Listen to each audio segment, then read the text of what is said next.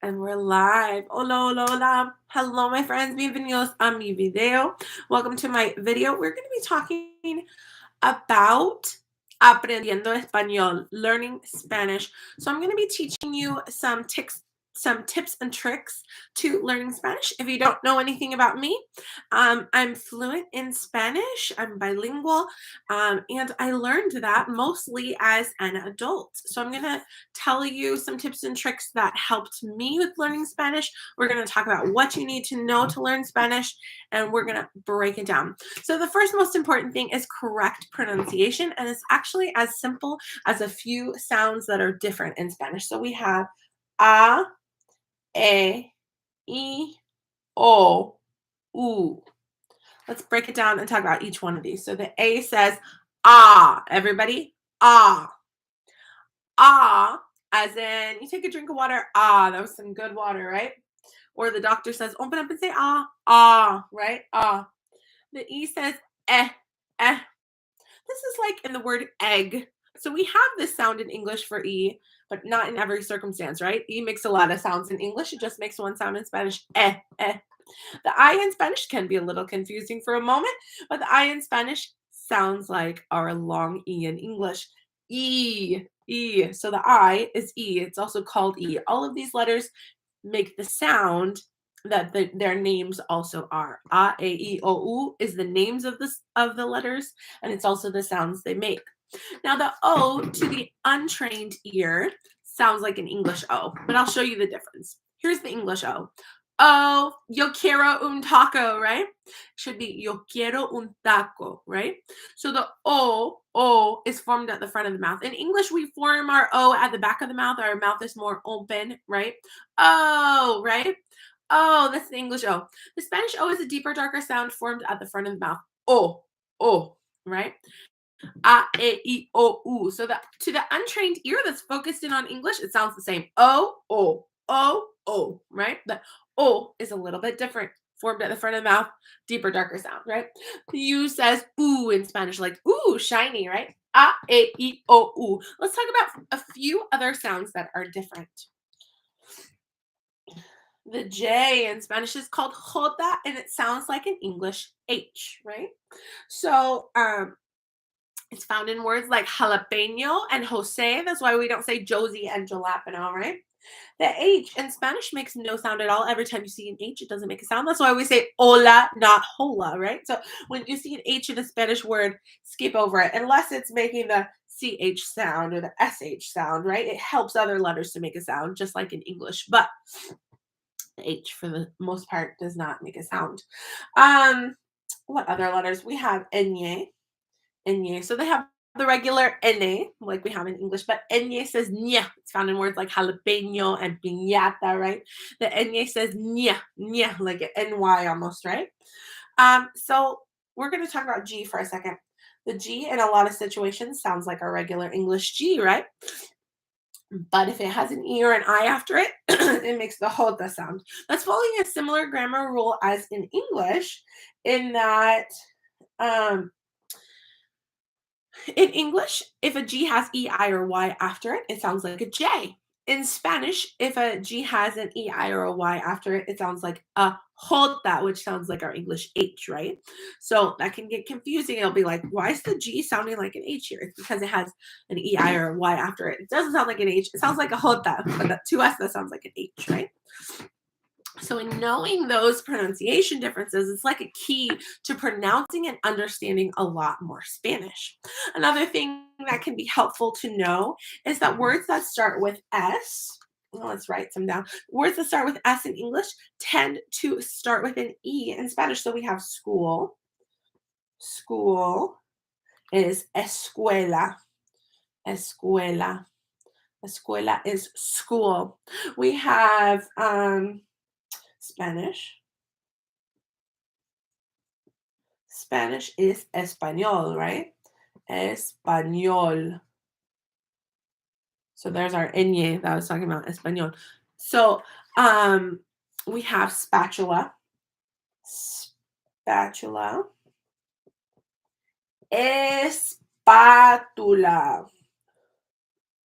Espátula.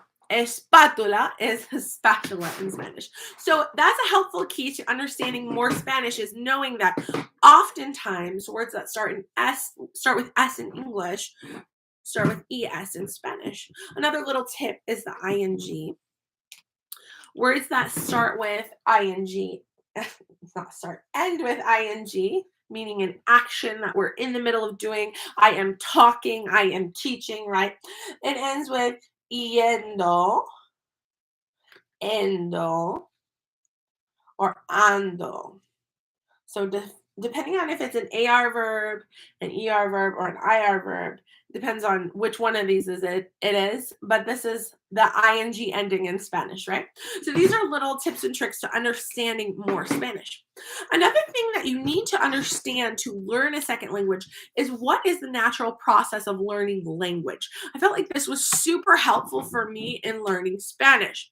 So first, the natural process of learning language is first we listen. We listen, listen, listen. You don't remember doing this because you did it the first couple of years of life when we don't have memory, right? So babies are just listening and absorbing and saying goo goo gaga, right?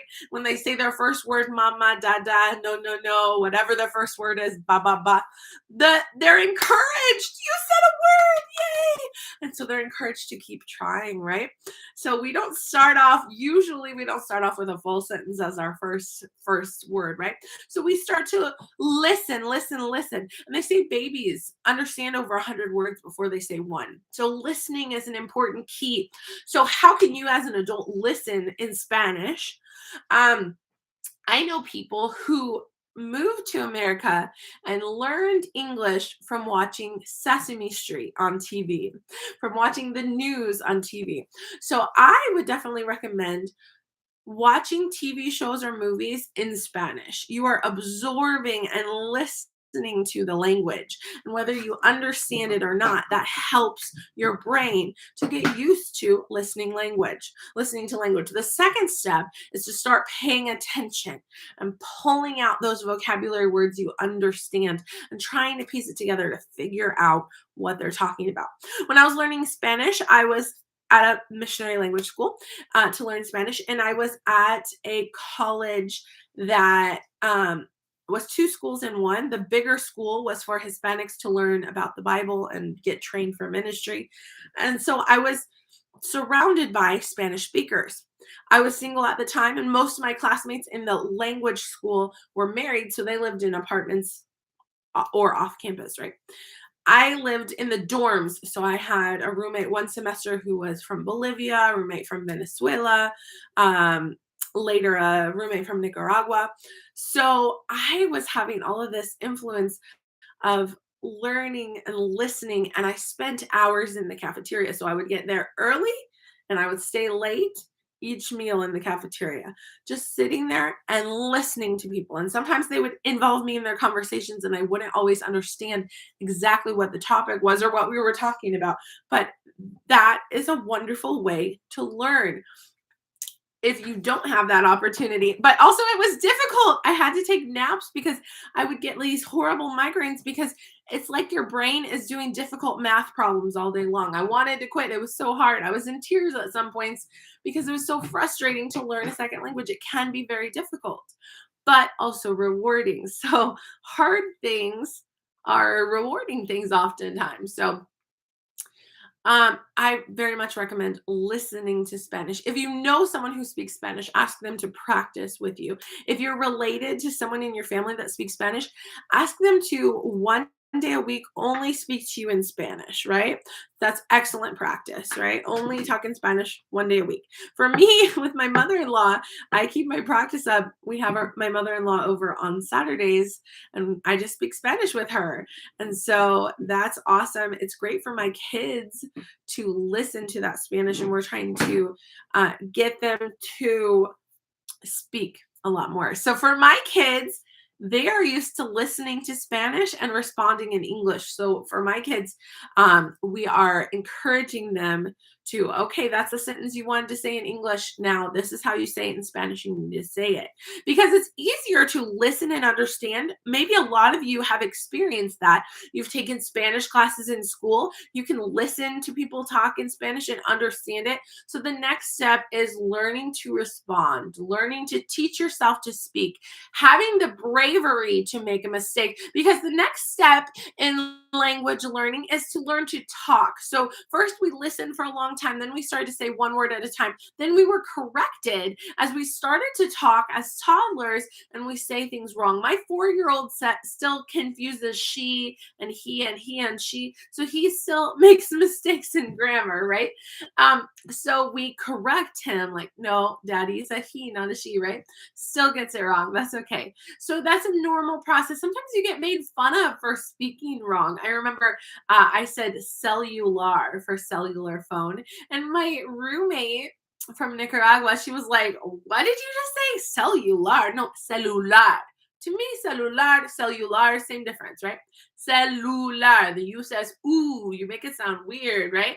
So being made fun of a little bit and corrected, don't feel bad. That's a natural process. That's part of the natural process of learning, right? Being corrected. There are people in Africa who may not read and write in any language, but speak 6, 7, 8, 9, 10 languages. How do they do that? How it is explained is I start working beside someone that speaks another language. I listen to them every day, and then one day I speak it. That's their explanation of how to learn a language. And it's as simple as that. You don't need to know how to read and write in the language in order to know how to speak it. Oftentimes, my roommate from Nicaragua, I helped her to edit her writings because she was writing papers in Spanish, but her grammar and her spelling was not as good, right? Because she lacked maybe some of the education that I had had in Spanish as far as learning language. So the natural order is to listen first and then to speak and be corrected and speak again, and then later learn to read and write. Isn't that funny? Because in schools we tend to learn to read and write first, and then later we learn like to speak it, right? It's just kind of funny how that works. I incorporate a lot of music into my Spanish lessons for kids. Why? Because the only thing I remember from my Spanish teachers in elementary school is the songs they taught me. The songs have stuck in my brain. There's a part of your brain that's really good at memorization, and it's the part of your brain that has to do with music. And that is precisely why when you're driving along in the car, listening to the radio, you may not even be paying attention to the radio. You're paying attention to the road. You're thinking about your to-do list, but you're accidentally memorizing that song. Why? Because there's a part of your brain that's really good at memorization, and it's the musical part of your brain, right? So you can memorize things using music without even trying. That's why in each one of my classes, oftentimes I start off with the song, Hola, Hola, Hola, ¿cómo estás? So, hello, hello, hello, how are you? And then it has answers. Estoy bien, estoy estupendo, estoy maravilloso, estoy cansado, estoy hambriento, no estoy muy bien. So that song has repetition and music, and every class the kids hear the same song. But what they don't realize is they've memorized all that useful vocabulary, right? We have a song about where are you from? ¿De dónde eres tú? ¿De dónde eres tú? Soy de México. Soy y tú and you know. We do funny food songs where we say, ¿te gusta el helado? Do you like ice cream? ¿Te gusta el brócoli? Do you like broccoli ice cream? Do you like broccoli? ¿Te gusta el helado de brócoli? Do you like broccoli ice cream? And it's silly and it's fun and it's in music. And so it sticks in our brain and we remember, me gusta, I like. ¿Te gusta? Do you like? Sí, me gusta. Yes, I like it. No me gusta. I don't like it. Guacala, yucky, right? So we have lots of fun and use that repetition of doing it often. So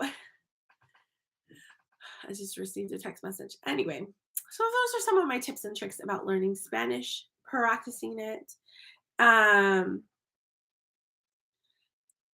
anyway, I have to respond to this text message, but yeah, I do some tutoring. I teach on OutSchool. I teach a class, Spanish Fun for little ones, which is ages 5 to 9. I teach a class which is Spanish conversations for beginners, which is ages 10 to 14. And I do one-on-one tutoring, $10 for a 30-minute Zoom call with me.